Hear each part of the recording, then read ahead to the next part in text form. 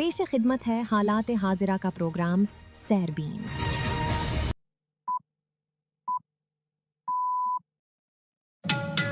17 جون کے سیربین سے جاوید چودھری کا سلام۔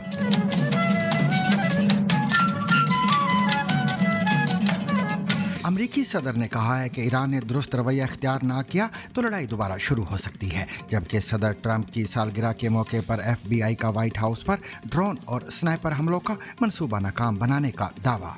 We'll go back to shooting at them, dropping bombs on their head. If I don't like it, if they don't behave, we'll go right back to dropping bombs right smack in the middle of their head. Okay? Because they've misbehaved for 47 years. Tehran کے سخت گیر حلقوں کی امریکہ ایران معاہدے کی مخالفت، speaker محمد باقر کالیباف کے خلاف انکوائری اور ہنگامی پارلیمانی اجلاس کا مطالبہ۔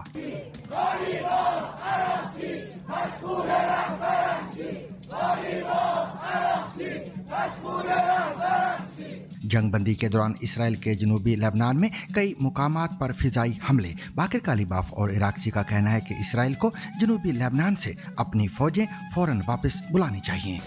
موضوع ہست کہ یہاں میں جس اہم بات پر زور دینا چاہتا ہوں وہ یہ ہے کہ ہماری نظر میں اس مفاہمتی یادداشت کے دو فریق ہیں، ایک جانب امریکہ اور اسرائیل ہیں اور دوسری جانب ایران اور حزب اللہ۔ شاید یہی اس یادداشت کا سب سے اہم نکتہ ہے، لبنان سمیت تمام محاذوں پر جنگ کے فوری اور مستقل خاتمے کا اعلان۔ از نظر ما یکم محرم کو کسوہ کی تبدیلی، جانیے خانہ کعبہ پر غلاف کعبہ کب سے تبدیل کیا جا رہا ہے؟ نئے اسلامی سال کے آغاز یعنی یکم محرم کو سعودی عرب میں مکہ میں خانہ کعبہ کے خلاف کسوہ کو تبدیل کیا جاتا ہے۔ سینکڑوں کلو گرام ریشم، چاندی اور سنہری دھاگوں سے تیار کیا جانے والا خانہ کعبہ کا خلاف کئی دہائیوں سے ہر سال حج کے موقع پر تبدیل کیا جاتا تھا۔ تاہم 2022 میں سعودی حکومت کی جانب سے اس روایت کو نئے سال کے آغاز یعنی یکم محرم کو تبدیل کر دیا گیا۔ اسٹریمنگ کے دور میں بھی کیسٹ پلیئر زندہ، دیکھیے کشمیر میں پرانی دھنوں کا نیا سفر۔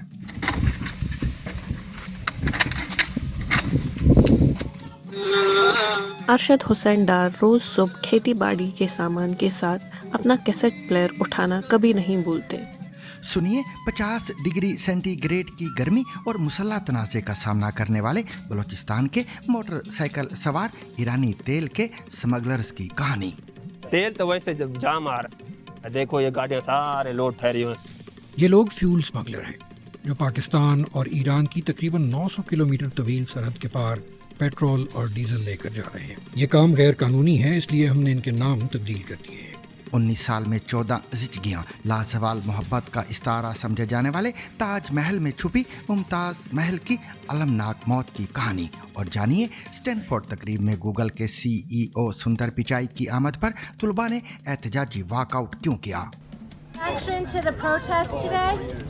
جب BBC نے سندر پچائی سے واک آؤٹ کے بارے میں ان کا موقف جاننے کی کوشش کی تو انہوں نے آگے سے کوئی جواب نہیں دیا، اور ایک دلچسپ بات یہ بھی ہے کہ سندر پچائی خود بھی اسٹینفورڈ یونیورسٹی میں تعلیم حاصل کر چکے ہیں۔ ملیے بھاپ کے انجن کی سیٹیوں اور ہمالیہ کے دلکش پہاڑی مناظر کے درمیان دوڑنے والی 1.5 صدی پرانی ریلوے کی پہلی خاتون ٹکٹ چیکر سے۔ میرا نام ساریتا یلمو ہے، میں NGP ریلوے اسٹیشن میں ٹکٹ چیکنگ کا روپ میں کام کرتی ہوں۔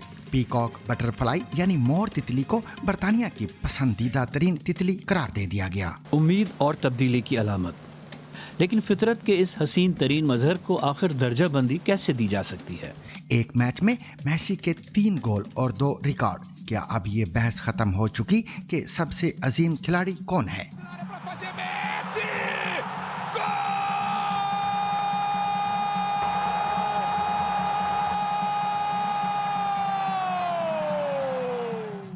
اس کے علاوہ مزید خبریں، رپورٹس اور تجزیے بھی آج کے سیربین کا حصہ رہیں گے، مگر ہمیشہ کی طرح پہلے اہم عالمی خبروں کا خلاصہ۔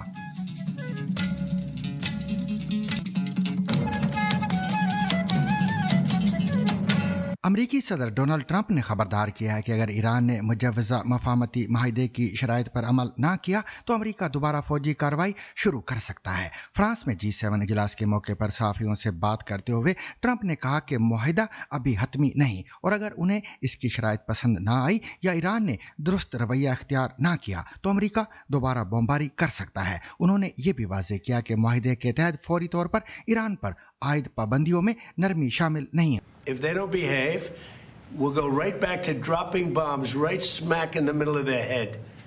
Okay? Because they've misbehaved for 47 years. All right? Does it include... But nobody could have made this deal.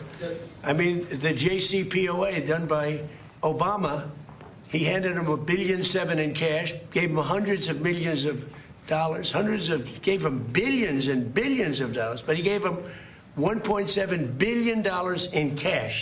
दूसरी जानब अमरीकी महकमा इंसाफ ने दावा किया है कि FBI ने व्हाइट हाउस में मुनक्कद होने वाले एक UFC इवेंट को निशाना बनाने की मुबैना साजिश को नाकाम बना दिया है। हुकाम के मुताबिक 5 अफराद को मुख्तलिफ रियासतों से गिरफ्तार किया गया है जिन पर कत्ल की साजिश का इल्ज़ाम आयद किया गया है। इस्तगासा का कहना है कि मंसूबे में बारूद से भरे ड्रोन्स के जरिए करीबी इमारतों पर हमले, आम अहदाफ पर फायरिंग और हजूम को स्नाइपर्स की जानिब धकेलने जैसी कार्रवाइयां शामिल थी। FBI के डायरेक्टर पटेल के मुताबिक बर वक्त कार्रवाई के जरिए मुबैना हमले को रोक दिया गया है। तेहरान में अमेरिका के साथ मुमकिना मफाहमती याददाश्त यानी MOU पर दस्तखत की तैयारी के दौरान सियासी कशीदगी बढ़ गई है जहां सख्त गिर हल्के इस मुआहदे की शदीद मुखालफत कर रहे हैं। अक़वाम मुत्तहिदा के एक हालिया कमीशन की हालिया रिपोर्ट और मगरबी ममालिक की जानिब से बाज़ नेटवर्क्स पर पाबंदियों के बाद ईरान में ये बहस तेज हो गई है कि आया ये मुआहदा मुल्क के स्ट्रेटेजिक मफादात और रहबर आला की रेड लाइन के मुताबिक है या नहीं। नाकदीन का इल्ज़ाम है कि मुज़ाकरात टीम ने खास तौर पर आबनाए हुर्मुज़ जैसे हसास मामले पर नरमी दिखाई है जिसे वो ईरान का अहम तस्वीराती हथियार करार देते हैं।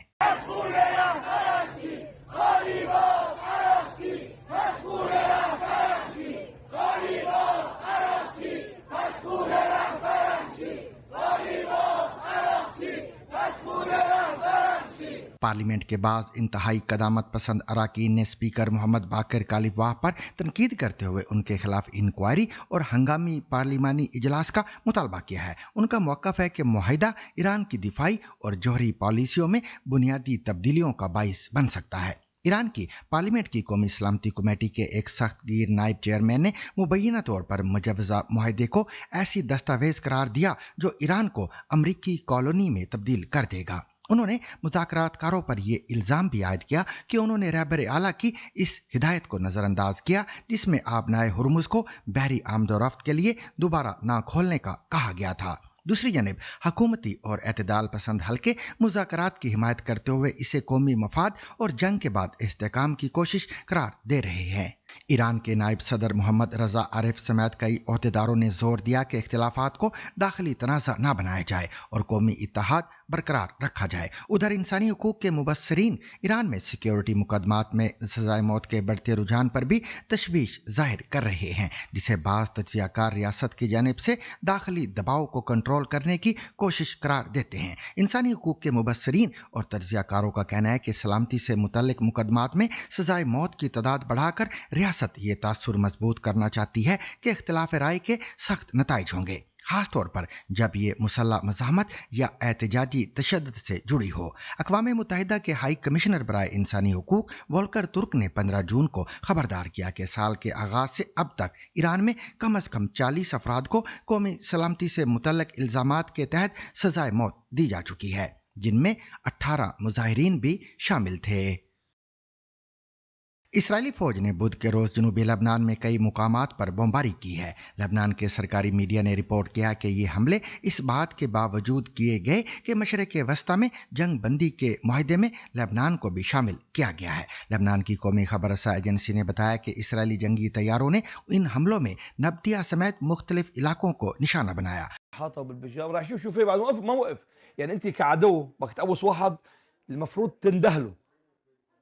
داون على مهلك المهل مخرب اقتله مش هعمل لك اخي مخرب اقتله عندك حجه تقتله مخرب مقاوم وقول له الشرف يكون مقاوم بس طفل تعدمه اعدام एजेंसी के मुताबिक इसराइल ने ड्रोन्स के जरिए जोरानी के इलाके में वाक़ शहर अंसारिया को भी निशाना बनाया है। ईरान के आला मुज़ाकरातकार और पार्लिमानी स्पीकर बाकिर कालिबाफ ने कहा है कि इसराइल को जनूबी लेबनान से अपनी फौजें वापस बुलानी चाहिए। टेलीग्राम पर जारी एक बयान में बाकिर कालिबाफ ने बताया कि उन्होंने अपने लेबनानी हम मनसब से टेलीफोनिक गुफ्तगू के दौरान जोर दिया कि जंग का खात्मा तमाम महाजों पर होना चाहिए, बाशमूल लेबनान। कालिबाफ, जिन्होंने इतवार के रोज ईरान की जानिब से अमेरिका के साथ होने वाले मुआहदे पर इलेक्ट्रॉनिक दस्तखत किए थे, ने कहा कि काबिज कुव्वतें यानी इसराइल को जेर कब्जा इलाकों से निकल जाना चाहिए ताकि मुतासरा शहरी इज्जत और वकार के साथ अपने घरों को वापस लौट सकें। ईरान के मरकजी करारगाह खातिमुल अंबिया ने एक बयान में खबरदार किया है कि अगर इसराइल जनूबी लेबनान पर अपने हमले बंद नहीं करता तो उसे ईरानी मुसल्लह फौज की जानिब से सख्त रद्द अमल का सामना करना पड़ेगा। बयान में कहा गया है कि अमरीकी सदर की जानिब से जंग के खात्मे के ऐलान के बाद इसराइल ने जनूबी लेबनान में 84 मरतबा जंग बंदी की खिलाफवर्जी की है। करारगाह खातिमुल अंबिया ने मजीद कहा कि अगर इसराइल जनूबी लेबनान में अपनी शिद्दत पसंदाना कार्रवाइयों का सिलसिला ख़त्म नहीं करता तो इसे ईरान की मुसल्लह फौज के सख्त जवाब का सामना करना पड़ेगा। दूसरी जानब ईरान के वज़ीर ख़ारजा अब्बास अराक्ची ने भी इससे कबल कहा था कि ये तनाज़ा उस वक्त तक मुकम्मल तौर पर ख़त्म नहीं समझा जा सकता जब तक इसराइली अफवाज इन इलाकों से वापस नहीं चली जाती जिन पर उन्होंने इस जंग के दौरान कब्जा किया है। यहाँ मैं जिस अहम बात पर जोर देना चाहता हूँ वो ये है कि हमारी नज़र में इस मफाहमती यादाश्त के दो फरीक हैं। एक जानिब अमेरिका और इसराइल हैं और दूसरी जानिब ईरान और हिजबुल्लाह। शायद यही इस यादाश्त का सबसे अहम नुक्ता है। लबनान समेत तमाम महाजों पर जंग के फौरी और मुस्तकिल खात्मे का ऐलान। दूसरी जानब अमरीकी सदर डोनाल्ड ट्रंप ने इससे कबल कहा था कि उनके ख्याल में अमरीका और ईरान के दरमियान तय पाने वाला मुआहिदा उस सूरत में भी बरकरार रह सकता है अगर इसराइल लेबनान में अपनी कार्रवाइयां जारी रखे। इसी दौरान अक़वाम मुत्तहिदा के एक कमीशन ने इसराइली हुकाम पर गरब उर्दन में आबादकारों के उन हमलों में मुलव्वस होने का इल्ज़ाम आयद किया जिनमें फ़लस्तीनी ज़ख्मी या हलाक हुए हैं। ये रिपोर्ट ऐसे वक्त में सामने आई है जब बरतानिया और दीगर मगरबी ममालिक ने उन अफराद और नेटवर्क्स पर पाबंदियां आयद की हैं जिन पर इल्ज़ाम है कि वो मकबूजा गरब उर्दन में यहूदी आबादकारों के फ़लस्तीनियों पर हमलों में मदद फराहम करते हैं। इसराइल ने इस इक़दाम पर तनकीद की है ताम इसका मकसद हौलनाक सतह के तशद्दुद के लिए इंतहा पसंद आबादकारों को जवाबदेह ठहराना है। गरब उर्दन का कस्बा तेबे उन इलाकों में से है जो हालिया हफ्तों में करीब वाक़े गैर कानूनी यहूदी आबादियों के मुसलसल हमलों की जद में रहा है। तफसील गजनफर हैदर से। फ़लस्तीनी गरब उर्दन के इस काबिल काश ढलवान पर लगी आग काबू से बाहर है। गाँव वालों के मुताबिक इसके जिम्मेदार वादी के उस पार एक नई गैर कानूनी आबादी के यहूदी आबादकार हैं। जो बात वाज़ेह है वो ये है कि जब गांव वाले आग बुझाने के लिए यहाँ पहुंचे तो मुसल्लह आबादकारों के एक ग्रोह ने इन्हें आग नहीं बुझाने दी। ये लोग पहाड़ी पर चढ़ आए और फ़लस्तीनियों को डराने धमकाने के लिए हवाई फायरिंग की। फादर बिशार कहते हैं कि गांव की ज़मीनों और हत्ता के तैबे में कायम 5वीं सदी के गिरजाघर को तकरीबन मुस्तकिल ख़तरा लाहक है। नए आबादकारों की एक नई जहनियत है, एक इंतहा पसंद और मुतासिब जहनियत। ये लोग हिलटॉप यूथ के नाम से अपनी नई आबादियां कायम करके मजीद ज़मीन पर कब्जा करना चाहते हैं और फ़लस्तीनियों को उनकी ज़मीन से निकाल देना चाहते हैं। हालिया महीनों में सारे गरब उर्दन में आबादकारों के तशद्दुद में बेपनाह इजाफा हुआ है। गुज़िश्ता साल के आगाज़ से अब तक तकरीबन 2000 हमले और कई लोगों की हलाकत रिकॉर्ड की गई है। अक़वाम मुत्तहिदा की एक नई रिपोर्ट में ये इल्ज़ाम भी लगाया गया है कि इसराइल खुली छूट की फ़िज़ा में इन लोगों की माली और फ़ौजी एआनत से इस तशद्दुद को मुमकिन बना रहा है। इसके जिस्मानी, जज्बाती और माशी असरात मुरतब हुए हैं। आबादकारों ने पानी के बड़े ज़ख़ीरे को निशाना बनाया, वो चश्मा जो हमारे कस्बे से 3 किलोमीटर दूर है। तैबे की मशहूर ब्रेवरी का कारोबार भी मुतासर हुआ है और जब आबादकार हमलावर होते हैं तो कानून तहफ़्फ़ुज़ नहीं देता। 28 फरवरी को जंग के पहले दिन, हफ्ते का दिन था, 30 मुसल्लह आबादकार कस्बे में दाखिल हुए, मेरे ख़ानदान की ज़मीन में ज़बरदस्ती घुसे, मेरी कज़न का घोड़ा और उसका बच्चा चुरा लिया। इसराइली पुलिस और फ़ौज उनके साथ थी और कस्बे से निकल गए और हम उन्हें रोक न सके।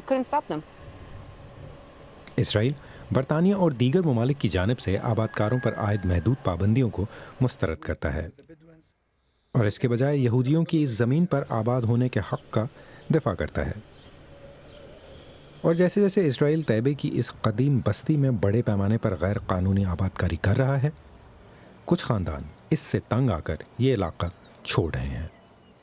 ہر سال نئے اسلامی سال کے آغاز پر دنیا بھر کے مسلمانوں کی توجہ مکہ مکرمہ میں ہونے والی ایک اہم اور روح پرور روایت کی جانب مبذول ہو جاتی ہے، جب خانہ کعبہ کے غلاف، جسے کسوہ کہا جاتا ہے، کو تبدیل کیا جاتا ہے. سینکڑوں کلوگرام خالص ریشم، چاندی اور سونے کے دھاگوں سے تیار کیا جانے والا یہ سیاہ غلاف نہ صرف اسلامی فن تعمیر اور دستکاری کا شاہکار ہے، بلکہ صدیوں پر محیط ایک عظیم مذہبی روایت کی علامت بھی ہے. لیکن کیا آپ جانتے ہیں کہ خانہ کعبہ پر غلاف چڑھانے کا آغاز کب ہوا؟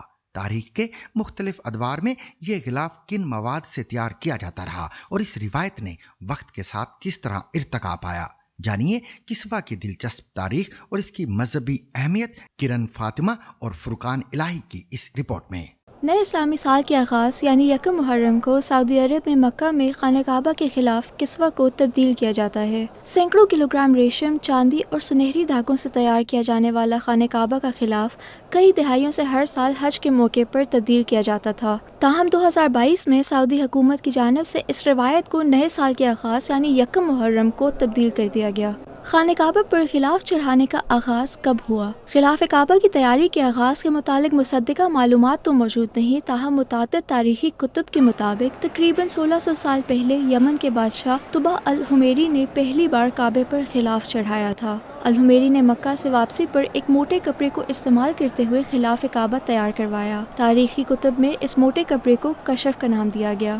اس کے بعد انہوں نے المافریہ کپڑے سے خلاف تیار کروایا اور اس مقصد کے لیے یمن کے ایک قدیم شہر میں بننے والا بہترین کپڑا استعمال کیا گیا.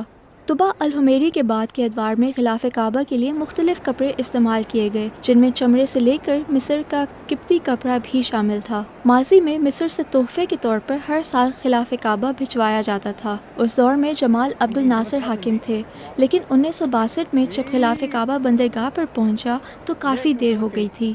اس موقع پر سعودی عرب میں شاہ سعود نے شاہ فیصل کو خلاف کے لیے کارخانے لگانے کا حکم دیا اور تب سے اسے مقامی طور پر تیار کیا جا رہا ہے. اس کارخانے میں خلاف کعبہ کی تیاری کے دوران استعمال ہونے والے پانی تک کو پاک کیا جاتا ہے اور خلاف کعبہ کی تیاری میں استعمال کیے جانے والے ریشم کو اس پاک پانی سے دھویا جاتا ہے. خلاف کعبہ کو جس ریشم سے تیار کیا جاتا ہے اس پر سنہری اور چاندی کے تاروں سے قرآنی آیات کندہ کی جاتی ہیں. خلاف کی تیاری میں استعمال کیا جانے والا ریشم اٹلی، جبکہ سنہری اور چاندی کی تاریں جرمنی سے آتی ہیں. اٹلی سے لائے جانے والے ریشمی دھاگے اعلیٰ معیار کی گریڈ A5 کے ہوتے ہیں اور ان کی موٹائی 3 ملی میٹر ہوتی ہے. ایک ریشم کا دھاگا متعدد ٹیسٹ پاس کرتا ہے. ریشم کو سیاہ اور سبز رنگوں میں رنگا جاتا ہے اور غلاف کی تیاری کے دوران خصوصی کیمیکلز بھی استعمال کیے جاتے ہیں.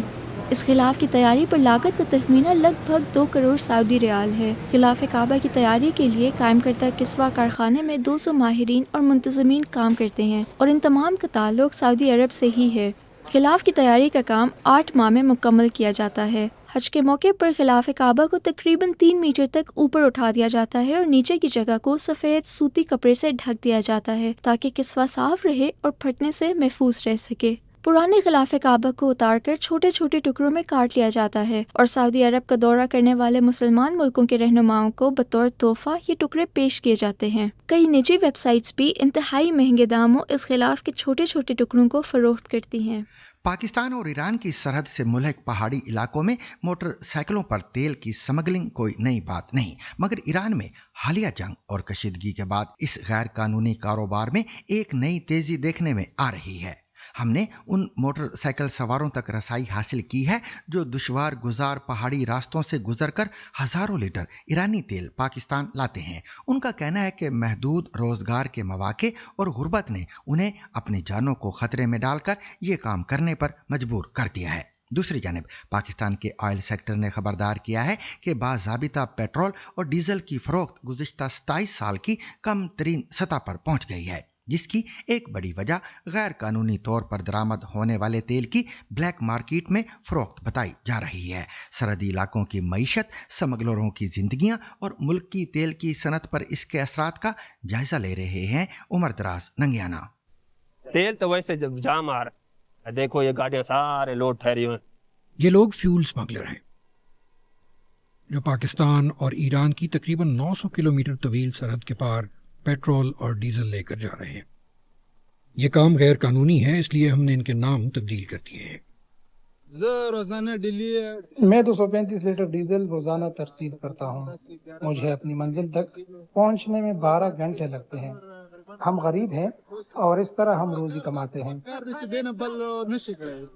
ये तिजारत नई नहीं है, लेकिन क्योंकि ट्रंप की ईरान पर जंग ने दुनिया के एक इंतहाई मसरूफ शिपिंग रूट को बंद कर रखा है, They have to open up the Strait of Trump, Hormuz. इसलिए ईंधन के जिन स्मगलर से हमारी मुलाकात हुई वो कहते हैं वो ओवर टाइम काम कर रहे हैं। कारोबार ईरान ना पाकिस्तान ता तेल और तक से कम दिया जाते हैं का कम।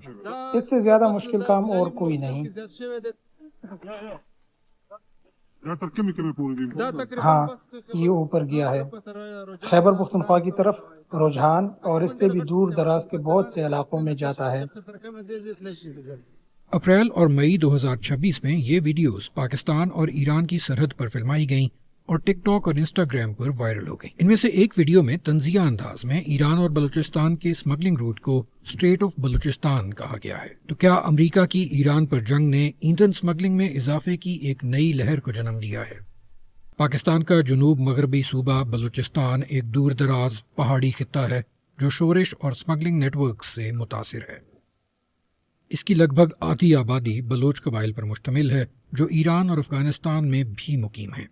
बलूचिस्तान में दाखिल होने पर स्मगल्ड ईंधन से लदे हुए मोटर बाइक्स और ट्रक हर तरफ नजर आते हैं। बीबीसी को मिलने वाली इन एक्सक्लूसिव वीडियोस में देखा जा सकता है कि ये ईंधन कहाँ से आ रहा है। ये मई 2026 में ईरान के अंदर फिल्माई गई हैं। सैकड़ों की तादाद में प्लास्टिक कंटेनर्स ट्रकों पर लादे जा रहे हैं जिनकी मंजिल गैर कानूनी तौर पर सरहद पार करने वाले चंद रास्तों में से एक है। बलूचिस्तान उन इलाकों में से एक है जहां कम्युनिटीज कई सरहदों के दोनों अतराफ फैली हुई हैं। नस्लों पर नस्लें अपनी बका के लिए स्मगलिंग में मुलविस रही हैं। तेल की स्मगलिंग के हवाले से मरकजी स्मगलर या तो उनका हिस्सा हैं या ईरानी हुकूमत के साथ उनका गहरा ताल्लुक है। इसके बाद आपके पास तरसील करने वालों के नेटवर्क से ताल्लुक आता है और ये निचले दर्जे के तरसील करने वाले हैं और ये एक दूसरे के साथ या तो खानदानी राब्तों के जरिए जुड़े हुए हैं या तारीख से। ये वो लोग हैं जो सबसे ज्यादा रिस्क उठाते हैं। सरहद के दोनों अतराफ हुकाम की सरगर्मी आती है। उन्होंने या तो आंखें बंद कर रखी हैं या बराह रास्त मुलविस हैं या खुद इस तिजारत से मुनाफा कमा रहे हैं। ये सरगर्मी चल रही है, ये बढ़ी है और ये ईरानी रेजीम और सरहद के दोनों अतराफ बसने वाली कम्युनिटीज के लिए इंतहाई जरूरी बका का नेटवर्क है। ईरान से हज़ारों लीटर पेट्रोल और डीजल रोज़ाना इस तरह की गाड़ियों के अंदर बलूचिस्तान में दाखिल होता है और फिर यहाँ पे मुख्तलिफ इलाकों तक जाता है। ये गाड़ी जैसे ये ईरानियन गाड़ी है जिसे यहाँ मकामी ज़बान में जम्बाद कहते हैं। ये इसे बुनियादी तौर पर जमियाद ये गाड़ी है जो ईरान की बनी हुई है। इसी के ज़रिए ज़्यादातर तेल जो है वो ट्रांसपोर्ट होता है। उसके अलावा भी बहुत सी गाड़ियाँ इसके अंदर इन्वॉल्व हैं, लेकिन इस तरह की एक गाड़ी के अंदर तकरीबन 5000 लीटर से ज़्यादा पेट्रोल या डीजल लोड करके लाया जा सकता है। ये एक ऐसी जगह है जहाँ पर जिसे मकामी ज़बान में एक मंडी कहा जाता है, जहाँ पे ये ऑयल ट्रेड होता है।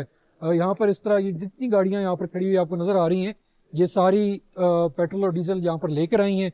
अब यहाँ से आगे ये कैसे जाएगा? मोटर बाइक्स जो हैं वो यहाँ पर आएंगे और जैसे आप ये देख रहे हैं फ्यूल स्टेशंस, यहाँ पर मोटर बाइक्स खड़े होके उनके अंदर इसी तरह के ड्रमों के अंदर वो लोड होगा और फिर वो मोटर बाइक्स के ऊपर लोग जहाँ से लेके मुख्तलिफ इलाकों के अंदर जो करीब एरियाज़ हैं उनके अंदर लेकर चले जाएंगे। मोटर बाइक्स बहुत दूर तक भी जाते हैं।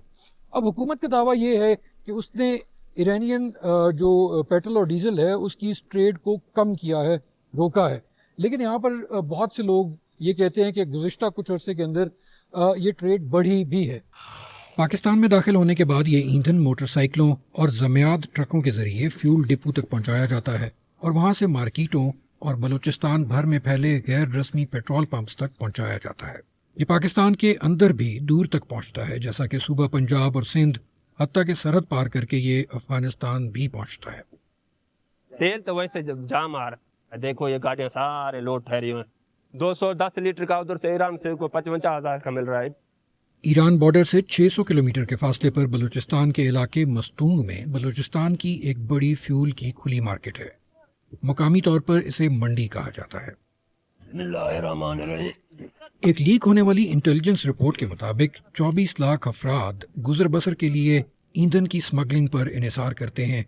مزار ان میں سے ایک ہیں۔ ہم ادھر سے مستونگ سے پیٹرول لے جاتے ہیں ادھر بیچنے کے لیے۔ انہوں نے فیول سمگلنگ ابھی چند ماہ قبل ہی شروع کی ہے۔ ہمارا کھیتی باڑی ابھی وہی بھی ہے، ابھی اس میں پانی نہیں آیا۔ بلوچستان میں شدت اختیار کرتی پانی کی کمی نے مزار جیسے کسانوں کو اس خطرناک تجارت میں دھکیل دیا ہے، لیکن اس میں منافع کم ہے۔ پہلے ہم کو کم ملتا تھا، 30 پہ بھی 230 پہ بھی ملتا تھا، 40 پہ ملتا تھا، 50 پہ بھی ملتا تھا۔ ابھی 275 پہ اٹھایا ہے، ادھر جا کے بیچیں گے 300 پہ۔ ہمارا مزدوری ہم کو ٹوٹل اس میں 8,000 نفع ہوگا، 8 ہمیں 5 جائے گا، ادھر 3,000 ہم کو بچے گا۔ بلا شبہ بہت سے لوگ اس غیر قانونی ایندھن کی تجارت سے مستفید ہو رہے ہیں، لیکن مزار جیسے فیول لے جانے والے ان میں شامل نہیں ہیں۔ ہمارا سارا ستیہ ناش کیا، پہلے روزی بچ رہا تھا 5,000 سے 6,000 تک ہم کو صافی بچ رہا تھا، ابھی ہم کو 3,000 بچ رہا ہے۔ مزار کا منافع نیچے چلا گیا ہے کیونکہ ان کی قیمت فروخت وہیں پر ہے، لیکن جنگ نے ان کے لیے قیمت خرید بڑھا دی ہے۔ باقی اشیاء بھی مہنگی ہو گئی ہیں۔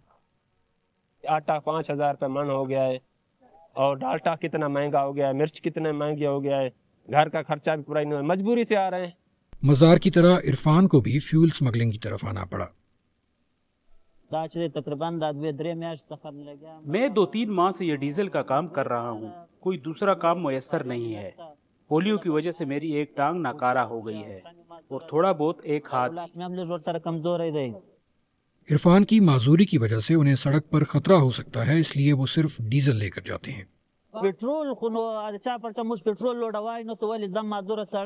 میں پیٹرول نہیں لاد سکتا کیونکہ کیا پتا اس میں آگ لگ جائے، میں معذور ہوں، میں جل جاؤں گا اگر اس میں آگ لگ جائے، اسی لیے میں پیٹرول نہیں اٹھاتا۔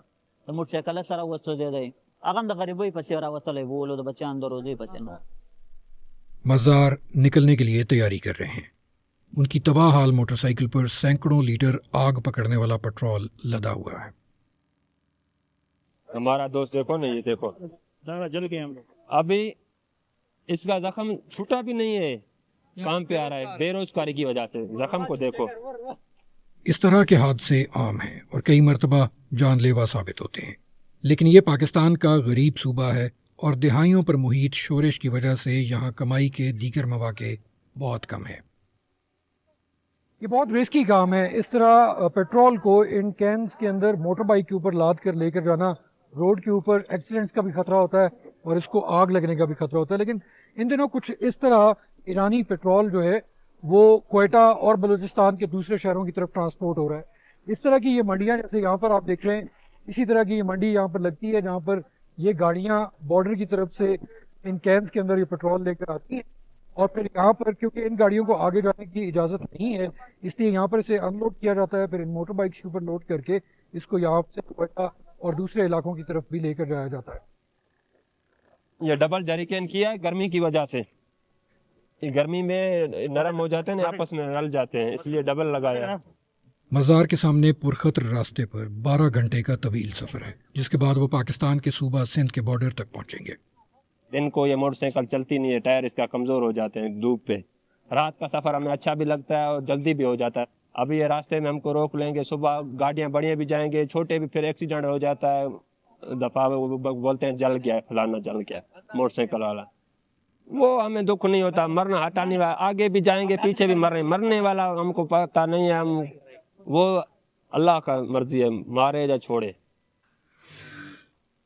یہ تجارت کتنے بڑے پیمانے پر ہو رہی ہے، اس حوالے سے کوئی مستند ڈیٹا موجود نہیں ہے، لیکن نکئی ایشیا کی ایک رپورٹ کے مطابق، جس میں پاکستانی انٹیلیجنس کی ایک لیکڈ رپورٹ کو کوٹ کیا گیا ہے، $1 ارب سے زائد کا سمگلڈ ایرانی فیول پاکستان میں بلوچستان کے راستے ہر سال داخل ہوتا ہے۔ جون 2026 میں پاکستان کی آئل کمپنیوں نے حکومت کو خبردار کیا ہے کہ ملک میں بے ضابطہ ذرائع سے اس قدر زیادہ ایندھن داخل ہو رہا ہے کہ باضابطہ ایندھن کی فروخت 27 साल की कम तरीन सतह पर जा पहुंची है। उन्होंने ये अंदाज़ा भी लगाया है कि सेल में इस कमी की वजह से हुकूमत को 16 अरब पाकिस्तानी रुपए का खसारा टैक्स रेवेन्यू में नुकसान की सूरत में हर माह उठाना पड़ रहा है। मुकामी हुकाम इस बात की तरदीद करते हैं कि स्मगलिंग बढ़ रही है, ताहम वो इस बात को तस्लीम करते हैं कि ये ऐसी तिजारत है जिसे कंट्रोल करना मुश्किल है। से इत्तफाक नहीं करूँगा कि वॉल्यूम बढ़ा है। उसके बाद से न सिर्फ हमने अपने बॉर्डर को अफ़गानिस्तान के साथ फेंस किया बल्कि ईरान की तरफ भी फेंस करना शुरू किया। दिन का 100 लीटर आ रहा था तो आज 5 लीटर आ रहा है। 2 बड़े रीजंस थे इसको कर्टेल करने के। पाकिस्तान की इकोनॉमी को नुकसान हो रहा था क्योंकि स्मगल्ड ईरानी डीजल और पेट्रोल है। नंबर 2, टेरर फाइनेंसिंग में जब हमें उसके फुटप्रिंट्स मिले।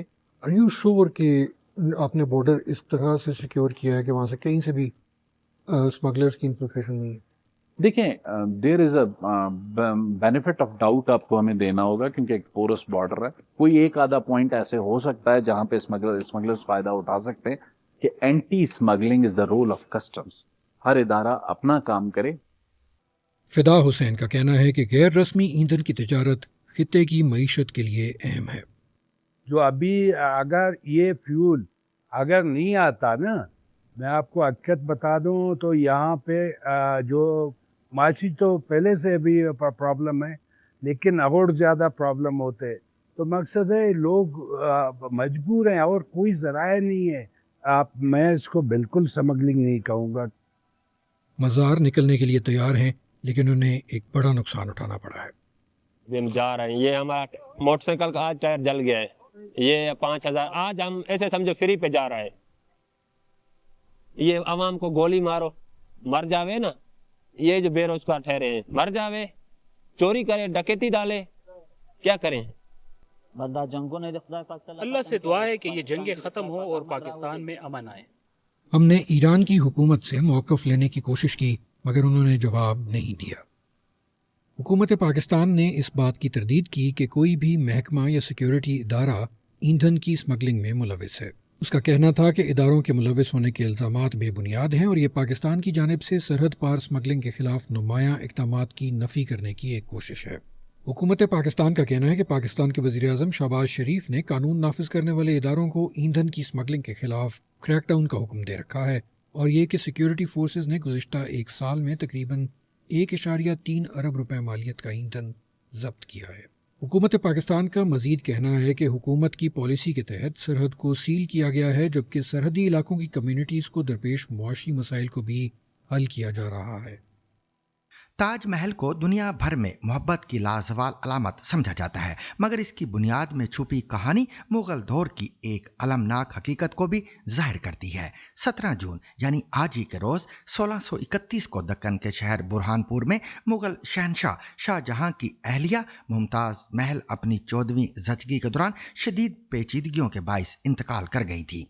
तारीखी रिवायात के मुताबिक वो 38 बरस की उम्र में ज़चगी के बाद शदीद खून बहने के बाइस जान की बाजी हार गई थी। उस वक्त वो अपनी 14वीं औलाद को जन्म दे रही थी जिनमें से 7 की बचपन में ही वफात हो गई थी। बच जाने वाले 6 बच्चों में से सबसे बड़ी जहां आरा जिनकी उम्र उस वक्त 17 साल थी ज़चगी के मरहले में अपनी वालदा के पास मौजूद थी। 30 घंटे तवील ज़चगी के बाद मुमताज़ महल ने एक बच्ची को जन्म दिया लेकिन उसके बाद शदीद खून बहने लगा और उनकी हालत तेजी से खराब होती गई। मुमताज़ महल अपने बच्चों और अपनी वालिदा को अपने शोहर बादशाह शाहजहां की निगरानी में सौंपकर 38 वर्ष की उम्र में इस पेचीदगी के बाइस दुनिया से रुखसत हो गईं। मुमताज़ महल और शाहजहां की 19 साला इज़्दिवाजी ज़िंदगी मोहब्बत, एतमाद और करीबी ताल्लुक़ की मिसाल समझी जाती है। वो न सिर्फ शाही उमूर में बादशाह की करीबी मुशीर थीं बल्कि बाज़ औक़ात सियासी फ़ैसलों में भी उनका असर व रसूख मौजूद था। उनकी वफ़ात के बाद शाहजहां शदीद गम में मुब्तला हो गए और उन्होंने उनकी याद में एक अज़ीमुश्शान मकबरा तामीर करने का फैसला किया जो बाद में ताज महल के नाम से दुनिया का मशहूर तरीन फ़न तामीर का शाहकार बन गया। इस मंसूबे में 20,000 से ज़्यादा मजदूर और 1,000 हाथी शामिल थे। ताज महल पर काम 22 साल तक जारी रहा और इसकी लागत 50 लाख रुपए तक जा पहुंची जिससे मुगलिया ख़जाने को शदीद नुकसान पहुंचा। ताहम मुर्रखीन और तिब्बी माहिरीन इस पहलू की तरफ भी इशारा करते हैं कि मुमताज़ महल की मौत दरअसल उस दौर में ज़िंदगी के दौरान तिब्बी सहूलियात की कमी और मुसलसल हमलों के बाइस पैदा होने वाली पेचीदगियों का नतीजा थी। बाज़ माहिरीन के मुताबिक अगर उस दौर में जच्चा और बच्चा की बेहतर देखभाल मौजूद होती तो इस साने को शायद कुछ देर के लिए रोका जा सकता था। मद्रास कोरियर के मुताबिक ताजमहल को मोहब्बत की अलामत समझा जाता है, लेकिन हकीकत में इसे माँ की सेहत की अहमियत की याद दहानी होना चाहिए। चंद मुबस्सिरीन का यह भी मानना है कि अगर ताजमहल पर खर्च होने वाली बेपनाह दौलत का कुछ हिस्सा भी जच्चा और बच्चा की निगहदाश्त के लिए एक शिफा खाने के क़याम पर खर्च किया जाता तो वो सिर्फ मोहब्बत की अलामत ही न बनता, बल्कि मोहब्बत निभाने वाली बेशुमार आम मुमताज़ महलों की जिंदगियां भी बचाता, जो सदियों से जिंदगी से जुड़े आवारिस के बाइस जवां उम्र में ही मौत का शिकार होती रही थी। यानी ताजमहल मोहब्बत का लाजवाल इस्तारा तो रहता ही, मगर खवातीन की जिंदगी की अलामत भी बन जाता। और अब टेक की दुनिया से एक खबर। गूगल के सीईओ सुंदर पिचाई, जो टेक्नोलॉजी की दुनिया में एक इंतहाई बाअसर और मारूफ शख्सियत समझे जाते हैं, को स्टैनफोर्ड यूनिवर्सिटी की ग्रेजुएशन की तकरीब में बतौर मेहमान खसूसी मदऊ किया गया था। जैसे ही उनके खिताब के लिए स्टेज पर आने का ऐलान हुआ, कुछ तुलबा ने एहतजाजन हॉल से वॉकआउट कर दिया। लेकिन क्यों? जानिए खालिद करामत से। इस साल अमेरिका में ग्रेजुएशन के मौके पर यूनिवर्सिटी के कैंपसेस पर जिन भी मुकर्रिरीन ने एआई के बारे में बात की, उन्हें सख्त रद्द-ए-अमल का सामना करना पड़ा है। मगर स्टैनफोर्ड यूनिवर्सिटी में पेश आने वाले वाक़े में गूगल के सीईओ शामिल थे। एक बड़ी शख्सियत हैं वो। इस वीडियो में देख सकते हैं कि जैसे ही सुंदर पिचाई को स्टूडेंट से ख़िताब करने के लिए दावत दी जाती है, स्टूडेंट्स उठना शुरू कर देते हैं और फिर एक लाइन लग जाती है। बीबीसी की जानिब से फिल्म की गई वीडियो में स्टूडेंट्स गूगल के अमरीकी हुकूमत के साथ मुतनाज़ा काम में ताउन के ख़िलाफ़ नज़र आए। एक साइन पर लिखा था कि आइस गूगल के साथ मुखबरी करता है। आइस अमेरिका में इमिग्रेंट्स के ख़िलाफ़ तहरीक में जो एक क्रैकडाउन जो चल रहा है उसमें पेश है। अच्छा, ये बात तो वाज़ेह नहीं कि तमाम स्टूडेंट्स ने किसी एक ही वजह से वॉकआउट किया, लेकिन कुछ स्टूडेंट ग्रुप्स ने गूगल के इसराइल से रवाबत की वजह से प्रोटेस्ट की कॉल भी दी थी और वॉकआउट के वक्त कुछ तलबा फ़लस्तीनी झंडे लहराते नज़र आए और फ़लस्तीन के हक़ में नारे लगाए।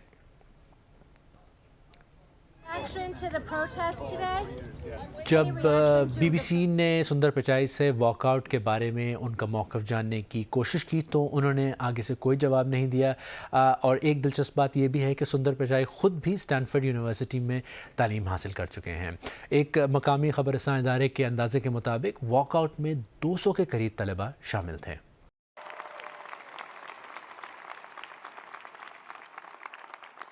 I must warn you all, this is only the second commencement speech I've ever given. The first was literally in my backyard. It was the spring of 2020, right in the middle of COVID and lockdowns. सामीन, दुनिया जहां मौसीकी और मालूमात तक रसाई के लिए तेजी से डिजिटल प्लेटफॉर्म्स की तरफ बढ़ रही है, वहीं इंडिया के ज़ेर इंतज़ाम कश्मीर में कैसेट प्लेयर अब भी बहुत से लोगों की रोज़मर्रा ज़िंदगी का अहम हिस्सा हैं। जदीद स्मार्टफोन, स्ट्रीमिंग ऐप्स और ऑनलाइन मौसीकी की सहूलियात के बावजूद कई अफराद आज भी टेप रिकॉर्डर की मानूस आवाज़ को तरजीह देते हैं। उनके लिए कैसेट सिर्फ मौसीकी सुनने का जरिया नहीं, बल्कि यादों, सुकून और एतमाद की अलामत है। खास तौर पर ऐसे इलाकों में जहां इंटरनेट कनेक्शन गैर मुस्तहकम रहता है, कैसेट प्लेयर एक काबिल भरोसा साथी के तौर पर अपनी जगह बरकरार रखे हुए है। आखिर डिजिटल दौर में भी ये पुरानी टेक्नोलॉजी क्यों जिंदा है और लोगों के दिलों में इसकी अहमियत क्या है? देखिए बिस्मा फारूक भट्ट की ये रिपोर्ट।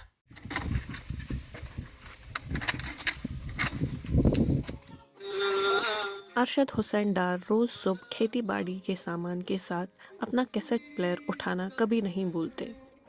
इसी कैसेट प्लेयर पर वो सूफ़ी मौसीकी सुनते हैं। मैं फार्मिंग भी करता हूँ तो I carry this music along. मैं इस टेप रिकॉर्डर को साथ लेता हूँ तो वहाँ पे भी मैं म्यूज़िक सुनता हूँ, क्योंकि मुझे ऐसा लगता है कि देयर इज़ सम एस्थेटिक जमालियात है इसमें। जब आप कोशर ग्याउन सुनोगे और उसके बाद अपना काम करोगे, मुझे लगता है कि this is the best cocktail. Arshad का मानना है कि इंटरनेट पर मुकम्मल भरोसा नहीं किया जा सकता, क्योंकि ये कभी भी साथ छोड़ सकता है। यहाँ पे तो हमारी एक तारीख है इंटरनेट ब्लैकआउट उसकी, तो I can not take that loss personally to me कि I will miss this music. कल को कुछ हो जाएगा एंड اور انٹرنیٹ آؤٹیج ہو جائے گی یہاں پہ تو I will be left nowhere. So it is basically I am on these basic instruments, انہیں پہ میں بھروسہ کرتا رہتا ہوں, not necessarily relying on technology. So I cannot live without it. So it's basically, that's why I am relying on these gadgets. جو بھی ہے, چاہے یہ, they are heavy, portable, جو بھی ہے, کچھ بھی ہے, but they are good for me. تو ہم اسی میں خوش ہیں. سری نگر میں رہنے والے عبدالعزیز ایک دستکار ہے. وہ بھی کئی دہائیوں سے کسٹ پلیئر پر موسیقی سنتے آ رہے ہیں. کشمیر یہ زیادہ دستکاری. کشمیر میں دستکاری اور آرٹزنز کا بڑا طبقہ ہے, جس میں قالین والے ہیں اور ووڈ کارونگ والے ہیں. کاریگر کو بھی ٹیپ ریکارڈر پر موسیقی سنے بنا مزہ نہیں آتا. تو مزہ یہ ٹیپ ریکارڈر جاتا ہے.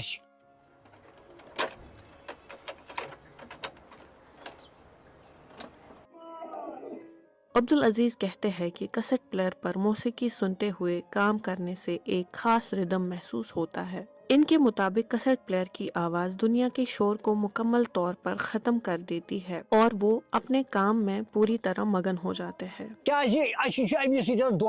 کیونکہ یہی ٹیپ اور ریڈیو سنتے سنتے کاریگر اپنا دن گزارتا ہے. یہ ہماری ایک غذا بن جاتی ہے.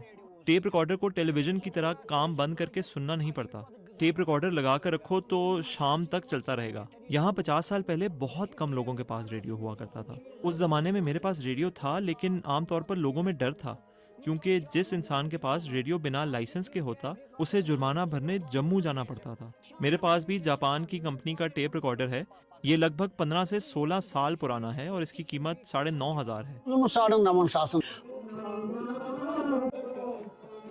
ارشد اور عبدالعزیز جیسے موسیقی کے شوقین افراد جدید ٹیکنالوجی اور انٹرنیٹ کے اس دور میں بھی کسٹ پلیئر کو اپنی زندگی کا اہم حصہ بنائے ہوئے ہے تاکہ انٹرنیٹ کے مسائل کسی قسم کی رکاوٹ نہ بن سکے.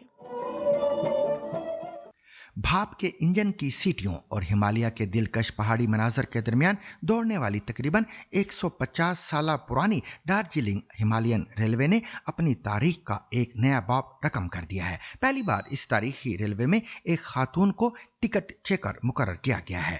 سریتا یولمو 2 ماہ قبل اس ذمہ داری کا حصہ بنی ہے اور اب وہ اس مشہور ریلوے کی روزمرہ سرگرمیوں میں اہم کردار ادا کر رہی ہیں. ایک ایسے شعبے میں جہاں برسوں تک مردوں کی اجارہ داری رہی, سریتا کی یہ کامیابی نہ صرف ایک ذاتی سنگ میل ہے بلکہ خواتین کے لیے نئے مواقع کی علامت بھی سمجھی جا رہی ہے. انڈیا کے اس تاریخی ورثے کے ساتھ کام کرنے کا ان کا تجربہ کیسا رہا, جانیے ڈیبلن رائے کی اس رپورٹ میں. یہ صرف ایک ٹرین نہیں, یہ ایک بے مثال ٹوائے ٹرین ہے. مغربی بنگال کے شہر دارجلنگ کی ٹوائے ٹرین, جسے یونیسکو نے اس کی تاریخی اہمیت اور انجینئرنگ کی وجہ سے ورلڈ ہیریٹیج سائٹ قرار دیا ہے. اور اب اپنی لگ بھگ 150 سالہ تاریخ میں پہلی مرتبہ یہاں ایک عورت ٹکٹ کلیکٹر بنی ہے. میرا نام سریتا یلمو ہے. میں NGP ریلوے اسٹیشن میں ٹکٹ چیکنگ کا روپ میں کام کرتی ہوں. اس ٹوائے ٹرین کا مین روٹ ہے new جلپائی Gudi station to Darjeeling. سریتا نے پہلے کبھی ٹوائے ٹرین سے اس روٹ کا سفر نہیں کیا تھا. جب بھی ٹوائے ٹرین آتے تھے تو ہم لوگ دوڑ کے جاتے تھے, اور پہلے برکس میں نا ٹرین کا کوچ کا بیچ میں کھڑے ہو کے چھاتا, رینی سیزن میں چھاتا لے کے وہ لوگ جاتے تھے. وہ سب دیکھنے کے لیے خوب الگ سے مزہ آتا تھا. اور آج میں وہی ٹرین کو لے کے جا رہی ہوں تو اس سے تو اور مزہ ہے.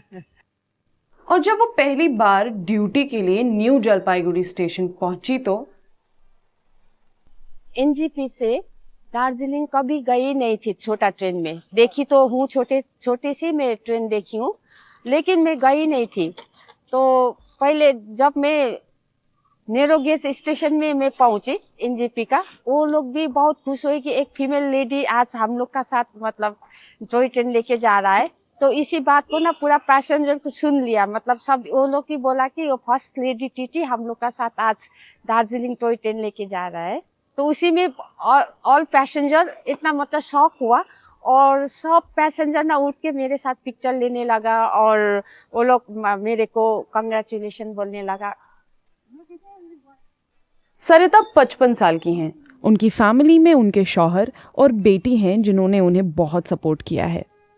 मेरा फैमिली में मेरा हस्बैंड है और मेरा बेटी है। मेरा हस्बैंड रेलवे का एसएससी था और सिलीगुड़ी में टॉय ट्रेन का ही, तो अभी जस्ट रिटायर किया है। और मेरा बेटी है। मेरा हस्बैंड और मेरा बेटी का सपोर्ट से ही मैं यहाँ पर आज हूँ। मैं सोचा नहीं होगा, मेरे से नहीं होगा, क्योंकि अकेले जाना पड़ता है ना। तो उन लोग ने इनकरेज किया, या यू कैन डू।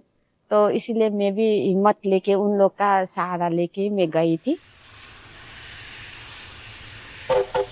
सरिता पहले रेलवे प्रेस में काम करती थी, उसके बंद होने के बाद कमर्शियल डिपार्टमेंट में आ गई और अब पहली वुमन टिकट चेकर बनकर तारीख का हिस्सा बन चुकी हैं। सच में बोलूं, रियल में बोलूं, जब मैं चेकिंग में आई थी एनजीपी में, तो इस तरीका का मेरे साथ कभी ना मीडिया से बात करना, ना किसी से पिक्चर लेना में कभी नहीं हुआ था, कभी भी नहीं था।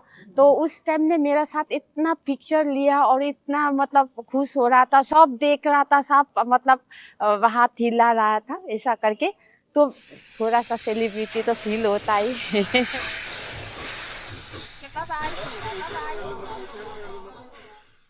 एक फुटबॉल मैच, 3 गोल और तीनों ही मेसी ने किए। यूं अर्जेंटीना को फुटबॉल वर्ल्ड कप के पहले मैच में अलजायर के खिलाफ फतह तो मिली ही, लेकिन लियोनेल मेसी ने एक और एजाज भी अपने नाम कर लिया। इसके साथ साथ सोशल मीडिया पर एक और बहस ने भी जन्म लिया है। मेसी आलमी कप की तारीख में सबसे ज्यादा गोल करने वाले जर्मनी के खिलाड़ी मिरोस्लाव क्लोजा के बराबर आ गए हैं।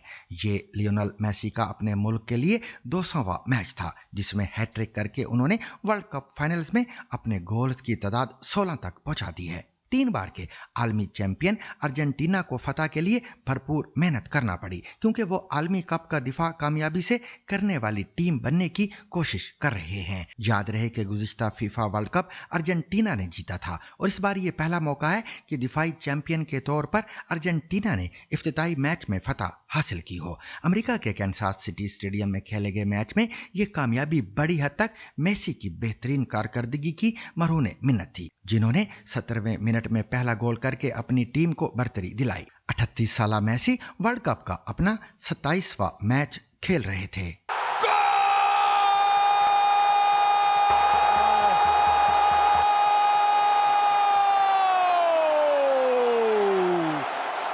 Impedido, mas eu vou esperar.